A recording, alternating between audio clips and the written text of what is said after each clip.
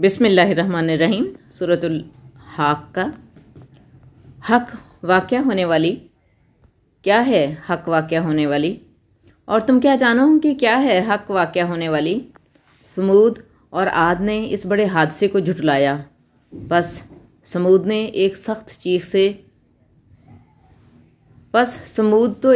چیخ سے ہلاک کر دیے گئے، اور عاد ایک سخت گرجتی ہوئی آندھی سے ہلاک کر دیے گئے، جسے اللہ نے ان پر 7 رات اور 8 دن مسلسل مسلط رکھا۔ پس تم دیکھتے کہ وہ اس میں پڑے ہوئے ہیں جیسے وہ کھجور کے کھوکھلے تنے ہوں۔ پس کیا تم ان میں سے کسی کو باقی دیکھتے ہو؟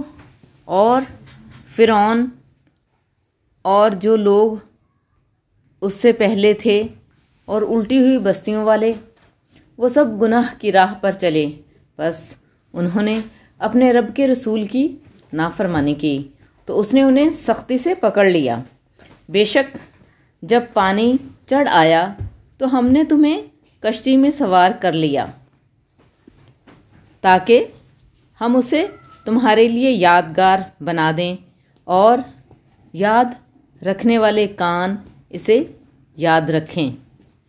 پس جب سور میں ایک بار پھونکا جائے گا اور زمین اور پہاڑ اٹھا کر ایک ہی بار ریزہ ریزہ کر دیے جائیں گے، پس اس دن وہ واقع ہو جائے گا، اور آسمان پھٹ جائے گا، پس اس دن وہ کمزور ہو جائے گا، اور فرشتے اس کے کناروں پر ہوں گے، اور آپ کے رب کا عرش اس دن 8 فرشتے اپنے اوپر اٹھائے ہوں گے۔ اس دن تم پیش کیے جاؤ گے، کوئی تمہارا راز پوشیدہ نہ رہے گا، پس جسے اس کا نامہ اعمال اس کے دائیں ہاتھ میں دیا جائے گا، وہ کہے گا، لو میرا نامہ اعمال پڑھو، بے شک میں یقین رکھتا تھا کہ مجھے میرا حساب ملے گا۔ پس وہ پسندیدہ عیش میں ہوگا، اونچے باغ میں جس کے پھل جھکے ہوئے ہوں گے۔ ان سے کہا جائے گا، کھاؤ اور پیو مزے سے ان اعمال کے بدلے جو تم نے گزشتہ دنوں میں کیے، اور جسے اس کا نامہ اعمال اس کے بائیں ہاتھ میں دیا جائے گا، وہ کہے گا، ہائے کاش مجھے میرا نامہ اعمال نہ دیا جاتا، اور مجھے معلوم نہ ہوتا کہ میرا حساب کیا ہے۔ ہائے کاش وہ موت فیصلہ کن ہوتی، میرا مال میرے کچھ کام نہ آیا، میرا سارا زور ختم ہو گیا۔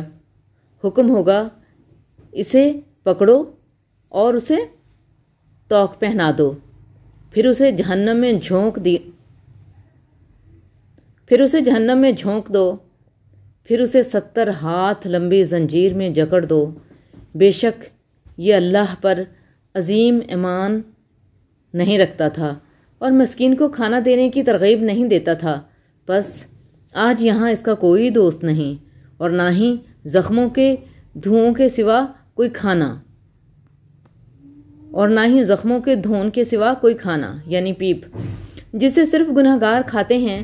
پس میں ان چیزوں کی قسم کھاتا ہوں جو تم دیکھتے ہو اور جو تم نہیں دیکھتے، بے شک یہ قرآن ایک معزز رسول کا کلام ہے، اور یہ کسی شاعر کا کلام نہیں۔ تم بہت کم یقین رکھتے ہو، اور نہ ہی کسی کاہن کا کلام، تم بہت کم نصیحت پکڑتے ہو۔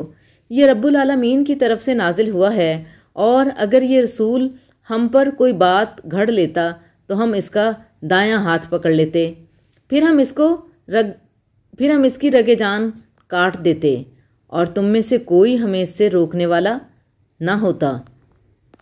اور بے شک یہ قرآن پرہیزگاروں کے لیے نصیحت ہے، اور بے شک ہم جانتے ہیں کہ تم میں سے کچھ جھٹلانے والے ہیں، اور بے شک یہ کافروں کے لیے حسرت ہے، اور بے شک یہ یقینی حق ہے۔ پس اپنے رب عظیم کے نام کی تسبیح